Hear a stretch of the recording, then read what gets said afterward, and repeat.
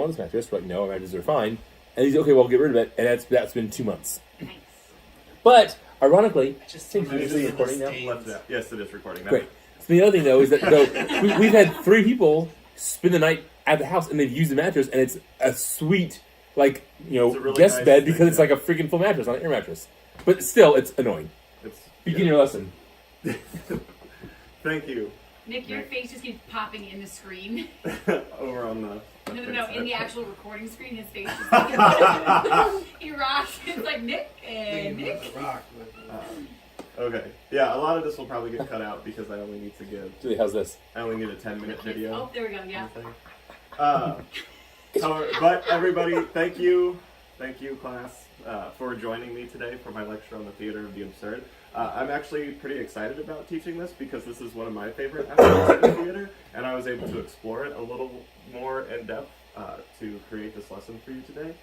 So I will be talking about the theater of the absurd, and one question we're going to ask is, does this lesson even matter? Like, what matters? I would venture to say, no, it does not matter. So, our first thing that we're going to do is, I love this comic strip. I think this comic strip is hilarious. So if you guys take a couple moments, read this comic strip, and tell me what you think of this comic strip.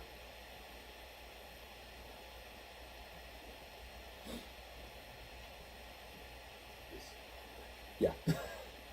Okay, so yeah, He's who a knows who weird Samuel dude. Beckett is? Okay, great. Does anybody understand this comic? Are they No. from his place? From Like his the plays? urns? Yeah, no, you're right, yeah. It has to do with his plays, because Samuel Beckett is a playwright. Does anybody find it funny? You think it's funny? I do miss the humor. Yes? Okay, you don't understand why. It's absurd. It is absurd. Great, thank you, Mike. So what sticks out to you about this comic? Darkness. Nothing Darkness. again. Nothing again. He's got a And lot not of- just he's nothing got a again, lot of it's nothing. nothing again. Yeah. There are also periods of every Yeah. single one of them. A tree. A tree. Why carrot and turnips? I think the carrot and turnips is the most absurd. Carrot and turnips? Okay. Some turnips. Interesting. Just some turnips. Carrot, a carrot and some Singular turnips. carrot. Right. Some, I mean, some. An abandoned bicycle? That's pretty interesting. An And empty part of room. a fence. How about the fact that this is an advent calendar? Is that... That's weird. That's weird? Don't understand. Okay. Oh, Nick, it finally clicked for you? Yeah, now I get it. It's Now advent you get calendar. Okay. It's hilarious. Great. Well, hopefully, by the end of this lecture, you will understand this comic. You will be able to understand this comic, why it should be funny. But We're I'm also laughing going our to butts argue that you will not find it funny for 2 reasons. One, I'm going to over-explain everything that's in this comic, and so it's just going to be over-explained to death. And then reason number 2 you will not find it funny is life is absurd and meaningless, and all we can ever hope to do in any given day is avoid suicide in the face of a meaningless existence. So, there we go. Alright, so I want to let you guys know what I'm going to try and cover so that you can understand this comic. First, who Samuel Beckett was and his contemporaries, who they were, and why they were important. So yes, Julia, you were completely right. Samuel Beckett is a playwright. So I'm going to tell you who he was, who his contemporaries were, and why they were important.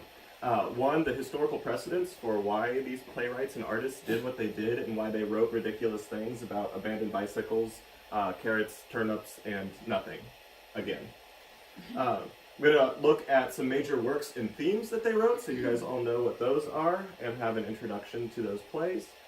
And hopefully you should be, by the end of this class, you should be able to point to any one of these panels, any one of these little advent calendar things, and be able to very pretentiously give me a description of why that is in the Sam Beckett advent calendar. Alright, so here we go. What we're going to start with is World War II. Little known era in history, not very popular. Has anybody actually heard of World War II before? No? Okay, you've heard of it, nobody's really familiar with it? Okay. Any idea as to why World War II was important? Like, legitimately asking. I know you all know what World War II was.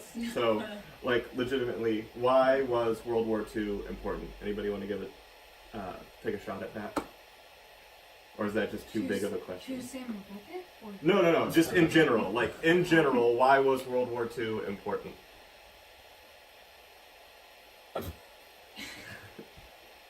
No Well, it thoughts? changed the face of the world. Yes, it did. Yeah, that's very true. It changed the face of the world. Why? Like, anything else? A Like, lot of people died. a lot of people died. Just start throwing things out there about World War II, what you know about World War II. Nazis. Nazis, great. Hitler. Hitler, great. Concentration camps. Concentration camps. Atom bomb, nuclear bomb. Axis of Nuclear evil. bombs. Axis of evil. Right. Yeah, these are all, I was going to say great things, but they're not great things. These are all, like, important things that happened during World War II, and they affected humanity in very specific ways, right? Like, once you have the power to destroy humanity 10 times over, that's going to affect your way of thinking in ways that hadn't before. So, any ideas on how that kind of stuff would relate to theater or art in general? Like, you guys pointed out some very specific things, and these things that you pointed out are very important in art history. Would it lend to more like darker, like more like existential, like what are we even doing here with all these evils in the world? Yeah, exactly. Yeah, Nick, you hit the nail on the head. So World War II, let's just cover this again. A world forever changed. So World War I caused a crisis for humanity, and then World War II kind of upped the game. So World War I, we called it the war to end all wars because humanity had never seen destruction on that scale before. There was trench warfare, there were new weapons that had never been used that just to completely destroy anything in their path. If any of you like podcasts, I highly recommend Dan Carlin's Hardcore History series on World War I. He talks about just how devastating World War I was to the planet at that time and what that meant in history and to the people that were living in that era. But the thing is, we can overlook World War I a lot because World War II, Electric Boogaloo, was so much worse than World War I. And there were several different reasons. So what changed to make World War II so much worse? Well, number one, it was fought on a larger scale. There were a lot more people that fought and died in this war. One thing to note is that not only did a lot more people fight, they fought over a greater area. So World War I was the war in Europe. You know, we refer to it as the war in Europe because it happened between a bunch of European powers.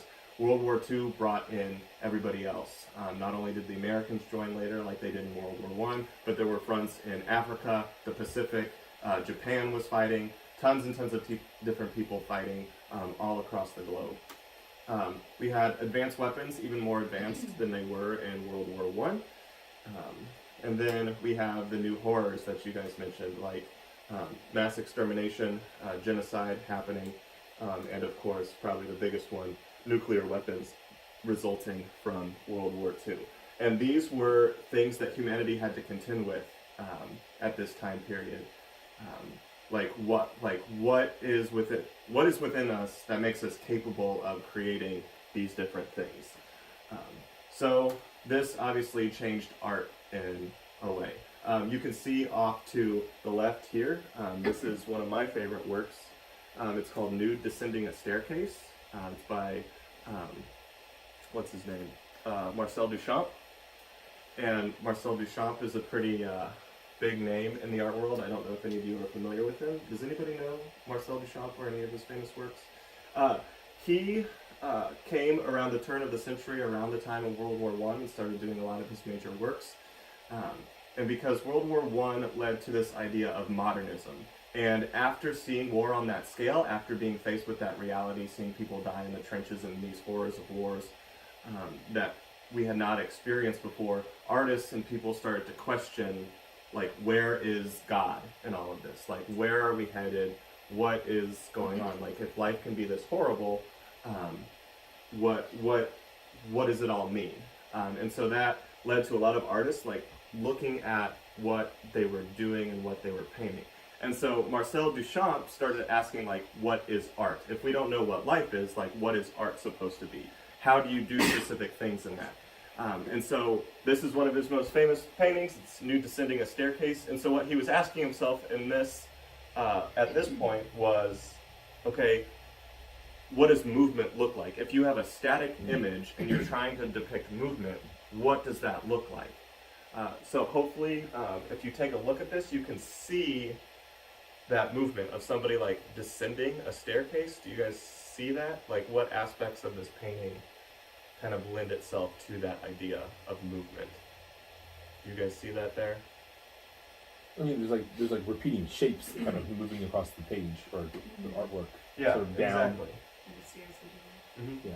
Yeah, so you can see like this figure moving downwards as you would descend a staircase, right? And so that's kind of what he was asking himself with this. Duchamp also has another famous work that I find very intriguing called The Fountain. Anybody familiar with The Fountain? It's literally just a urinal that he placed in an art exhibit. Yeah, you have seen that? Yeah. So I mean, I've seen a urinal too, so. We've all seen urinals, guys. So that's what modernism was. It was looking at art in a new way, but then following World War II, we start to move into what's called postmodernism. And so I'm sure anybody familiar or heard the term postmodernism before, like this is postmodern. Postmodernism didn't so much ask the question of what is something, where is something. It pretty much asserted that it's not there. So if modernism is asking where is God, postmodernism is stating God is not there. And so post is post-meaning, post-modern. Like there is really no meaning here. And that's what we got from World War II. So we have these giant things. We have mass extermination of Jews, this terrible genocide that happens, and now all of a sudden we've got nuclear weapons. And not only do we have the capability of nuclear weapons, we've used them on each other several times. And so we're like, if we're thinking that we have this capability and we're actually going to use it, then God cannot be here. It's pretty obvious that everything is just terrible. Like it's absolute shit out there. And so that's what postmodernism, that's what World War II and postmodernism led to. And so all of this ushers in an age of existentialism, which is kind of kicked off with Albert Camus. Has anybody heard of this guy before? Pretty famous writer. His big famous work, one of his famous works is called The Stranger. It's a novel. If you guys want to know what happens in the novel, just listen to Queen's Bohemian Rhapsody. And I'm not joking, the lyrics for Bohemian Rhapsody are exactly what happens in The Stranger. This guy goes out, shoots some dude, and then wonders why he shoots the dude. And so there are a lot of parallels there. And so existentialism was asking, like, what is the meaning of this all? Like, why are we doing this? If there is an uncaring universe out there, why are we doing all of this? And then Albert Camus also wrote The Myth of Sisyphus and wrote extensively on this. Is anybody familiar with Sisyphus? So Sisyphus was this human that was being punished by the Greek gods into rolling a stone up a hill eternally. And as soon as he would always get this giant stone up to the top of the hill, it would roll back down to the bottom. And so for all of eternity, Sisyphus was constantly trying to move this stone to the top of the hill, only to always have it fall back to the bottom. And so Camus wrote extensively about this and this idea and what this meant for humanity, like why this was relevant to us. And so how did the theater world grapple with these questions? Like this idea of meaninglessness, this idea of hopelessness. How did we deal with these? Well, I have a blank slide there for some reason. All right. So that's where the theater of the absurd comes in, right? So there's this famous theater critic named Martin Esslin, and he's the one that coined the term theater of the absurd. And this is what he has to say about it. He says, the theater of the absurd tends toward a radical devaluation of language, toward a poetry that is to emerge from the concrete and objectified images of the stage itself. The element of language still plays an important part in his conception, but what happens on the stage transcends and often contradicts the words spoken by the characters. So does anybody want to summarize that for me? Or at least take a shot at summarizing? You say one thing, but do the opposite or something completely unrelated. Yeah, it's as simple as that. Like, what you're seeing on stage doesn't really have a bearing on what's actually happening in front of you. So yeah, you're completely right, Karen. And so what, you guys have any idea what this means in like normal people terms? Like as individuals that like don't really participate in the theater very much, like what does that mean for you? Like what are you going to be viewing on stage? Something that could be confusing. Something that could be confusing and probably is very confusing, which we'll see in our examples later. Any other thoughts, ideas on what that's going to look like? So like irony kind of thing? I don't know. That's Yeah, irony could definitely be a part of it, okay. where you see one thing and then something else happens. That I think that's a heavy thing in Waiting for Godot. We'll talk about that a lot.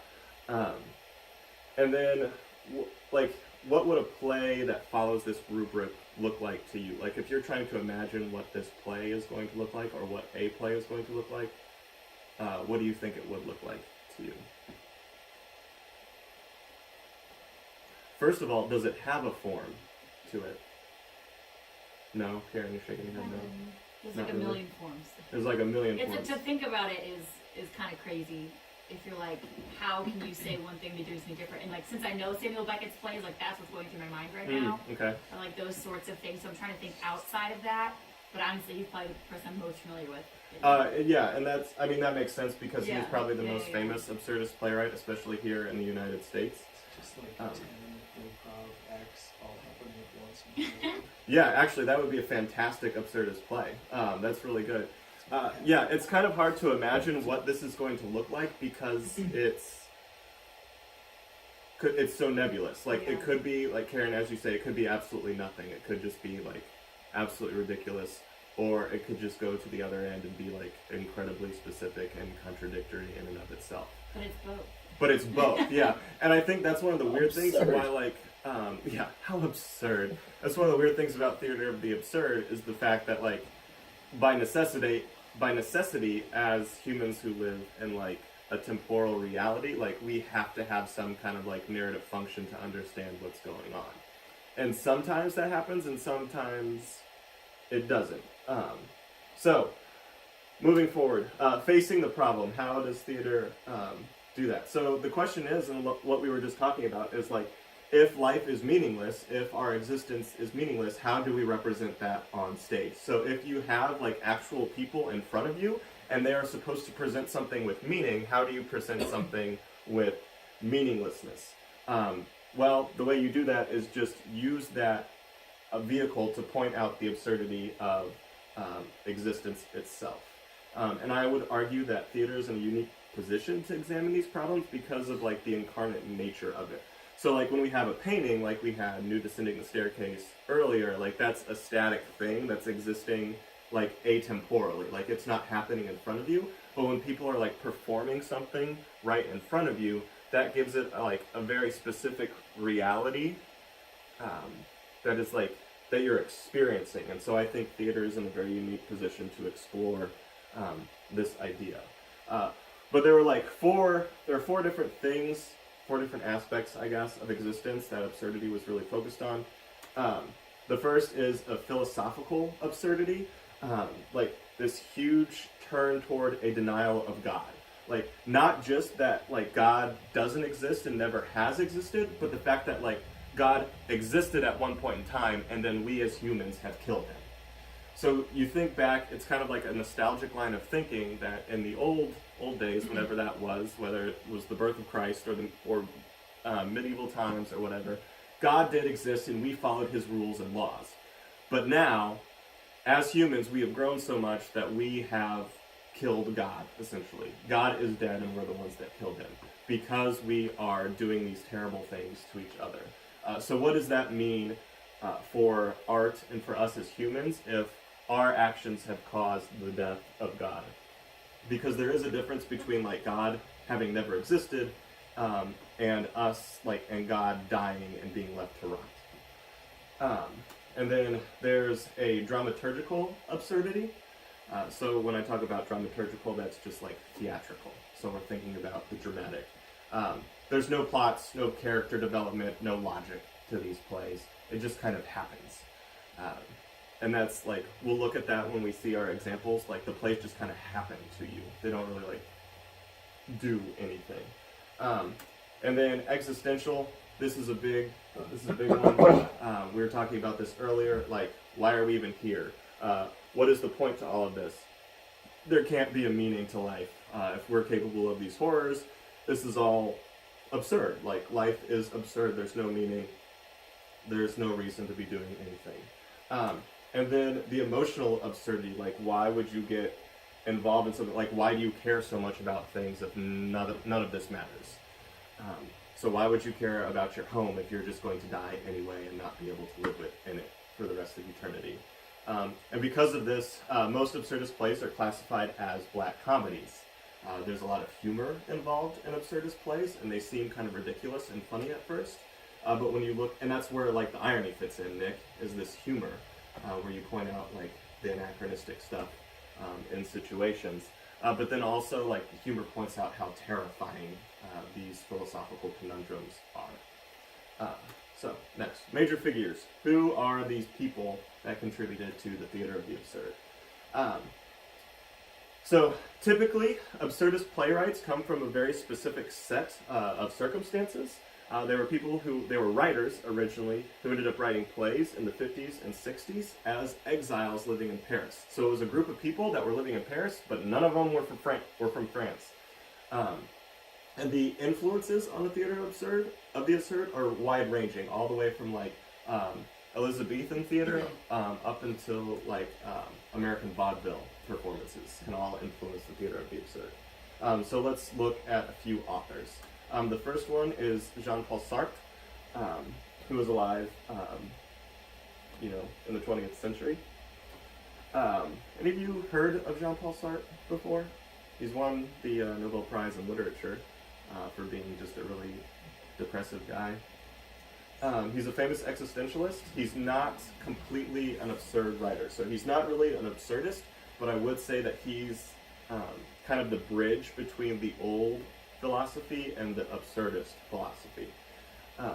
And so he's kind of this like in-between between meaning and complete absurdity.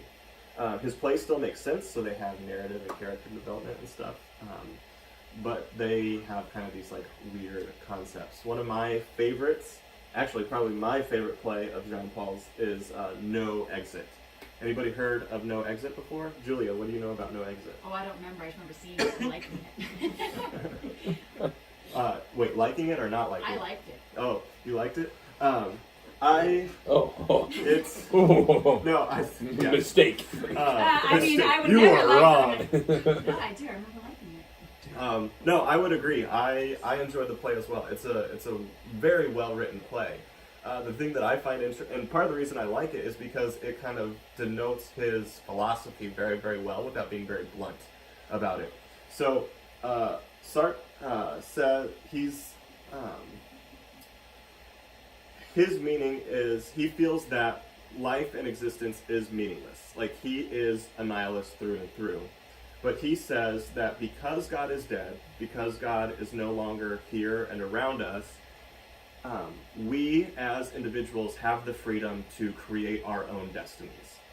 So while he believes the same things that the absurdists do, he is much more optimistic about it and says that not only do we have the freedom to create our own destinies, we have a responsibility to create meaning in our life. And so that's a lot of what he wrote about. No Exit doesn't really follow this because No Exit's famous line and kind of the whole tagline for it is, hell is other people. So the whole premise of the show is that these four people end up in this hotel room and they all are being told that they're in hell.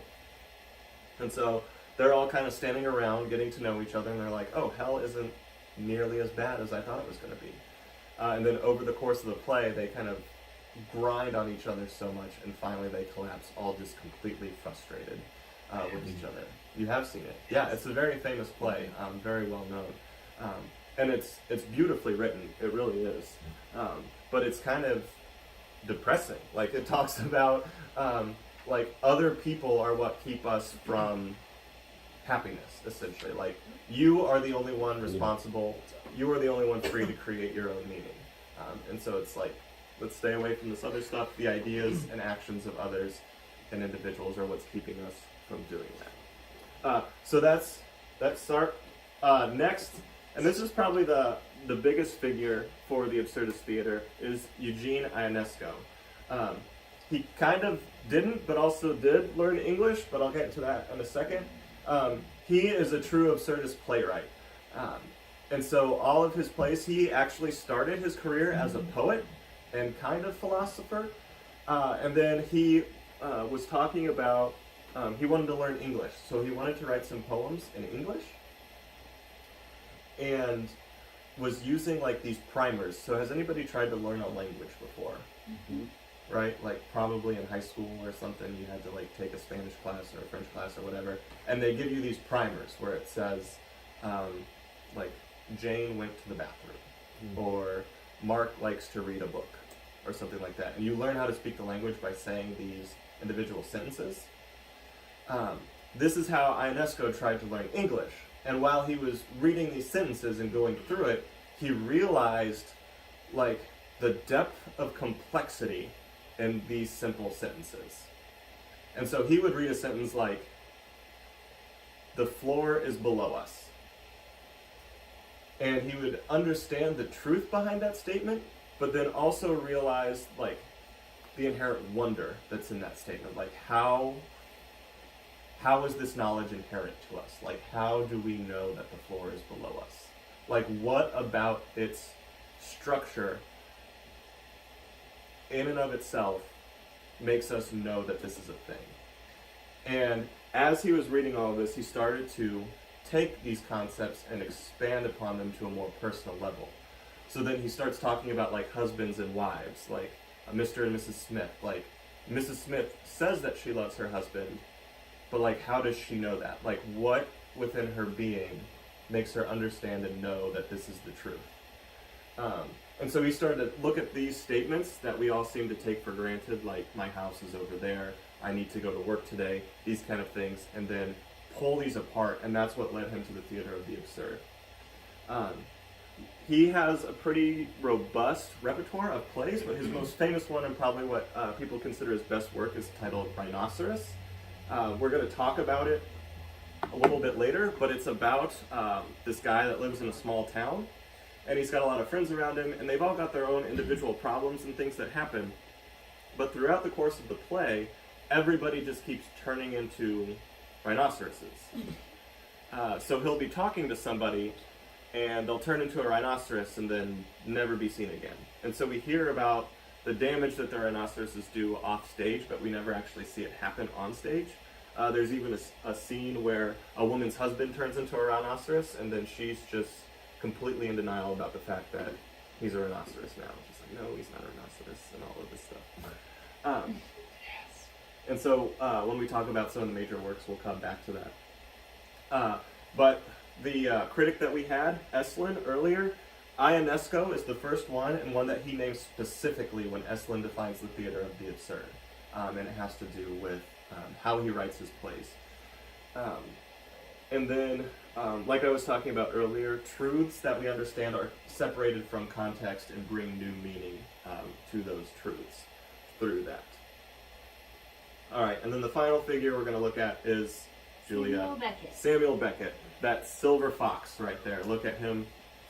I mean, he's just old.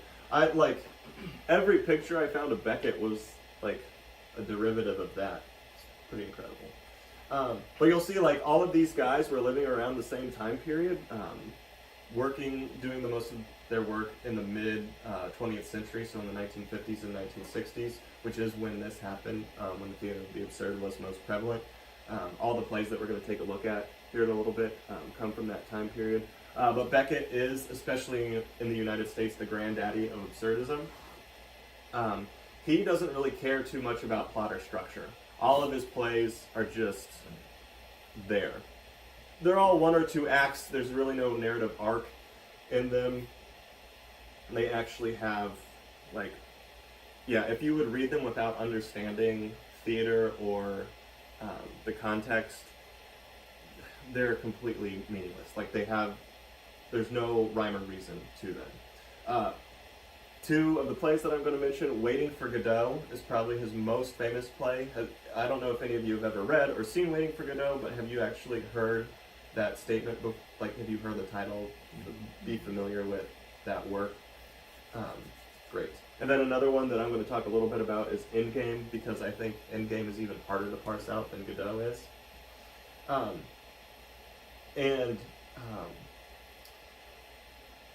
Beckett is pretty famous for his humor in his plays. They're all darkly humorous. Like, there's a lot of, Nick, you mentioned irony in there, and he uses irony to great effect. And it's not just as like a comic relief, because there is no relief from this uncaring universe that we live in, right? More often than not, the humor is just used as the characters, or maybe even by Beckett, as a shield against the yawning chasm that is the universe. So not only does the humor help point out the absurdity of our universe, but it also, tries to act as a shield in that regard against that universe, but more often than not collapses back within ourselves. So, anybody excited or having fun with this? Yeah?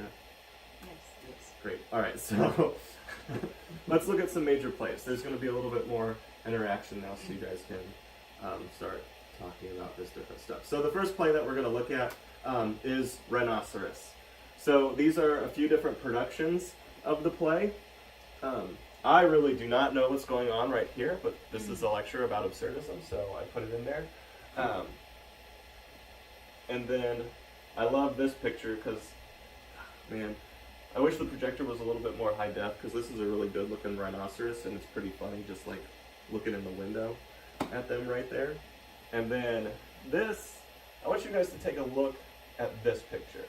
And so if I told you that Rhinoceros is a play about a small town that eventually gets destroyed by these people that keep turning into rhinoceroses, what do you think this play is about?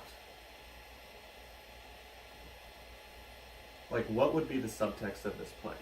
And I point to this picture because this will give you a big hint if you're familiar with fairly current events. What was that, Julia? The KKK. Yeah, and on a wider Communism? scale, fascism. Fascism. It's about the rise of fascism. Yeah, and so, like what happened a little over a year ago? The riots in Charlottesville, right? Where we had a bunch of neo-Nazis that were holding tiki torches. So I'm guessing this is a pretty recent production because we've got the rhinoceroses holding tiki torches here for a very relatable callback. But that's what this play is about. It's about fascism. And it shows this kind of like hopelessness and like ridiculous way to stand up against fascism. And it again points to like these characters' struggles against trying to stand up to these different ideologies in a world that doesn't really make a whole lot of sense. In Rhinoceros, there are scenes where the main character will witness somebody turn into a rhinoceros and then wake up in the morning and not be sure if what happened was real. And then the audience is also left to speculate, was he just dreaming? Did I just witness a dream sequence, or did this actually happen? Because all the destruction that we see we don't see the rhinoceroses causing destruction. We only hear about it happening off stage. And so there's a lot of different ways to depict this, but think about it. Isn't that kind of how fascism works, right? It kind of works in the shadows and back off where we can't see it, but it's destroying a whole lot of things. That's kind of what happened in Nazi Germany. It's a little bit of what's going on in our world now. But Rhinoceros is using these different absurdist aspects to point out this larger theme of fascism. The next one we're going to look at is not super absurdist, not from any one of the playwrights that we were talking about now, but it's a play that I really enjoy, that I did a project on earlier this semester, called Rosencrantz and Guildenstern Are Dead. Anybody have any idea what this play is about? Harry Potter. Harry Potter? No, Daniel Radcliffe did act in a version of this play, post Harry Potter. You know Hamlet? Is it the Yeah. Hamlet? Yeah. Yeah. You are completely right, Nick. Rosencrantz and Guildenstern Are Dead are dealing with some heavy themes, piggybacking off of Hamlet. So do you know who Roz and Gil are in Hamlet? Don't know the playwrights in Hamlet who gave the play that the King's Seas, is that what it is? Or no? Close. Yeah. So the king invites two of Hamlet's friends to come and kind of like cheer him up since he's mopey throughout the entire play. Roz and Gil are the friends that the king has come. Oh, okay. So they participate in the play Okay, that's and what stuff it is. like that. But for the most part, they're secondary characters on the periphery of the action. And in Hamlet, we find out at the end of the play that Roz and Gil were killed. We don't see them die on stage. They just said they were beheaded in England. And so this whole play kind of follows Rosencrantz and Guildenstern through the action of Hamlet. So throughout the play, we see some scenes from Hamlet happening in the background. Hamlet makes a few appearances as well, because this is the side adventure that they're having. And it's absurd, and it's all about death and fatalism. Because since we are told that Rosencrantz and Guildenstern die in Hamlet, do they have any choice other than to do that in this play? Do they? Oh. Well, it's not. So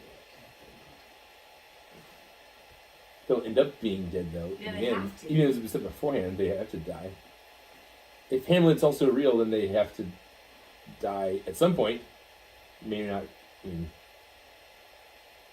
Think about the title. What's the title of the play, Ginty? I guess they. Rosencrantz and Guildenstern are thinking about their lives ahead.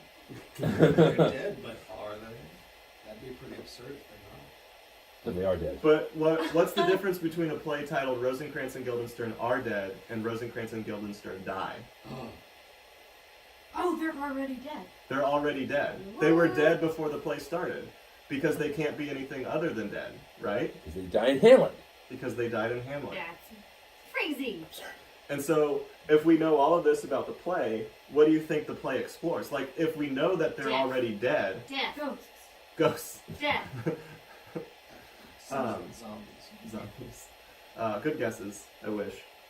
Death. But like, if we know they're already dead, The what is this play trying futility to of explore? life. Right, yeah, the futility of life, like the ridiculousness of it. So this, I would count it as an absurdist comedy, and it was first produced in 1966. And this, more so than I think any other play that we're talking about, has a lot of humor in it. This scene right here that takes place, there are 3 barrels on stage, and Rosencrantz and Guildenstern keep popping up out of different barrels, like while they're talking. It's pretty funny and ridiculous. But they're dead, yeah. So what does it And matter? well, that's what the whole play is about, is them talking about death and what they are fated to do. And the clincher is, and you can muse on the philosophical implications of this on your own, at the very end, they see the letter that Hamlet was going to give to the King of England that says to kill Rosencrantz and Guildenstern. And aside from the fact that their best friend has just betrayed them, they say, we're going to go to England and get killed anyway, because there's no reason to do anything else. And so, they are, like you say, Kyle, they're kind of given the option at this point in time to go somewhere else. They found this letter ahead of time, and so they have the option to go and not die. But they go to their own deaths because there's nothing that they can do otherwise. So, in this play, it's the build-up to their death.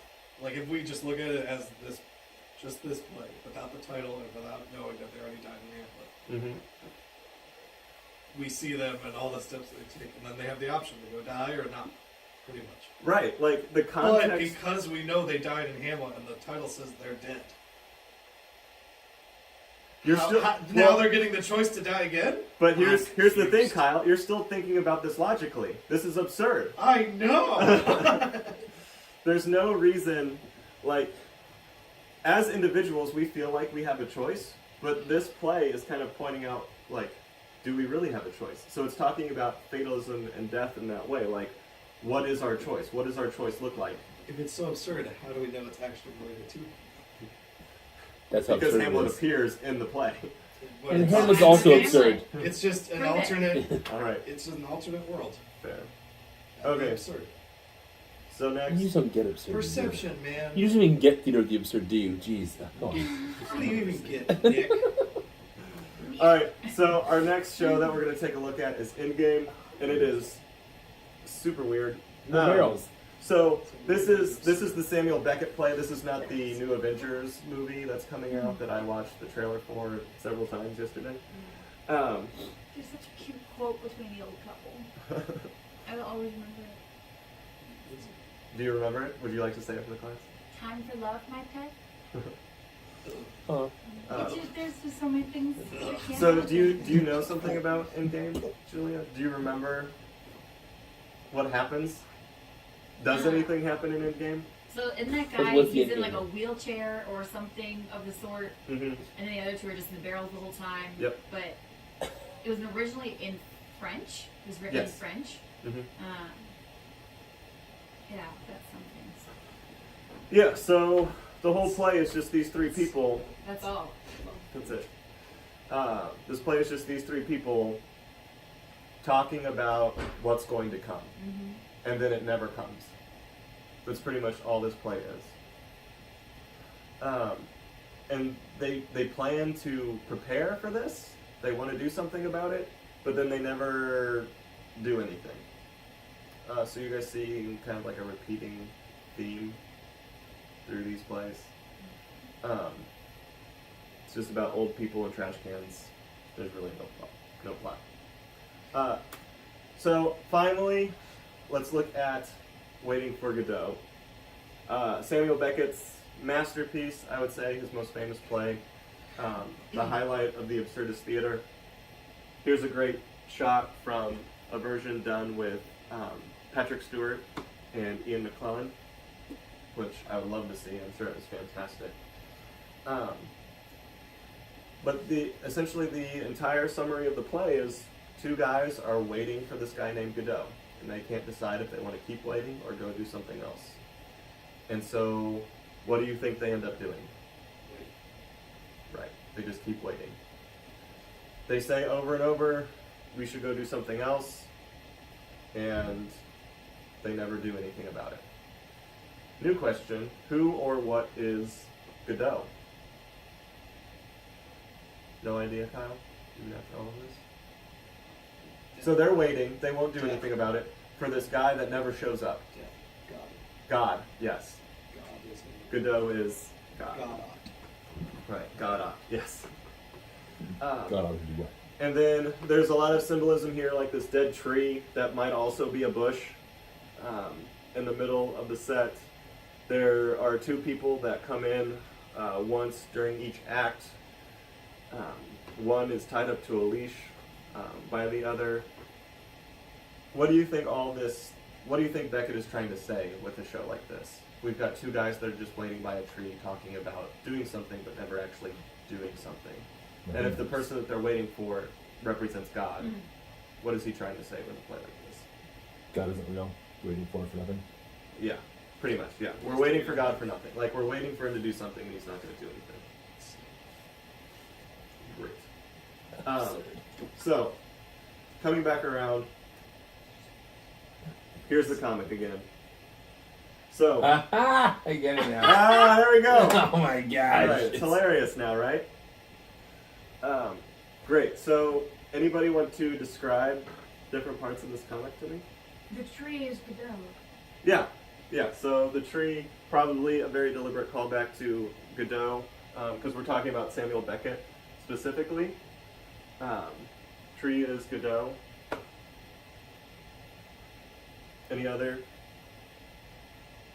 Any other ideas? Oh, you look like you're really straining yourself right now.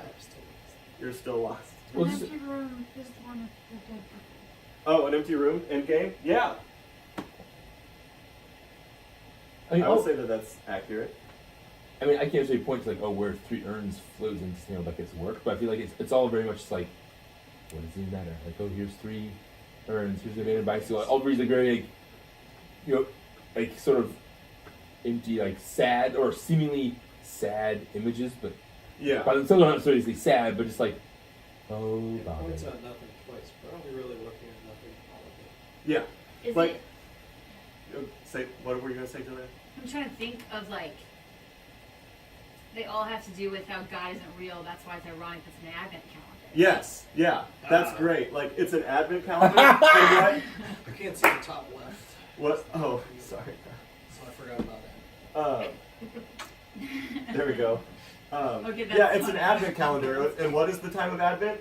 It's when we like Preparation. preparation Wait for for Godot. for Christ. Ah. When we wait for Godot, But he arrives. and then Oh, he I hate and this. Advent and in Advent Okay, Christ that's actually really comes. funny. But with Beckett, he doesn't come, right?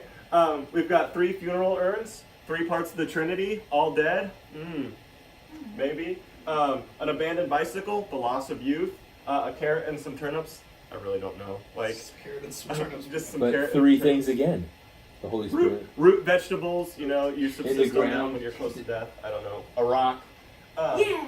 I think nothing is pretty obvious, but then Gald emphasizes it with nothing again. And darkness. And darkness. Yeah. So these are the things that we get, like, Oh, so we're, What an ass. go ahead. yeah. And the tree's like the tree in Eden. Yeah. Ooh, yes. Nice. Yeah, so this, I think that's where the depth and humor in this comic comes from. That's Is we're talking about the Samuel Beckett Advent Calendar, and So too much work. I hate this so much. Hey, but you understood it because of the lesson. but yeah, you like, and that was the goal, Kyle. I didn't say you had to like it. I just said that you had to understand it. So, I'm glad that you guys all get it. I'm glad that you can understand these individual pictures. And like I said, when I first saw this, I thought it was pretty funny. I enjoyed it. If you like this comic, You'll Tom Gald is a pretty great cartoonist. All of his comics aren't as depressing as this. He has a funny one where.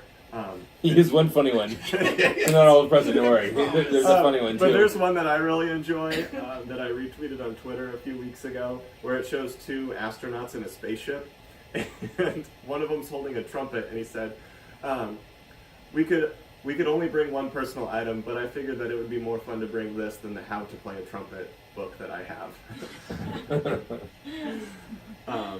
And so. Yeah, I really like this cartoonist. I would highly recommend him.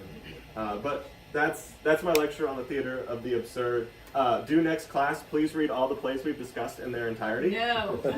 And then write a comprehensive essay comparing and contrasting each work with all of the others. The essay needs to be no less than 3,000 words and no more than 5,344 words. I would like it triple spaced with 6-inch margins on all sides and 2-point font. So that's what you have to do next time. All right. It says a That would be 2-inch. an absurd play. Great. That would Alright, be thank you. that would be a 2-inch wide. It's 8.5 by 11. It's 2 inches of space in the middle of the thing. There's your fingers again, just coming up and down the sidelines.